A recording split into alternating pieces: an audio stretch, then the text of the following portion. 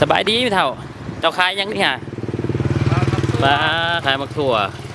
กับผักครับขายถุงมือบ่อยู่นี่เออเดี๋ยวเฮาสิซื้อซอยเจ้าเด้อ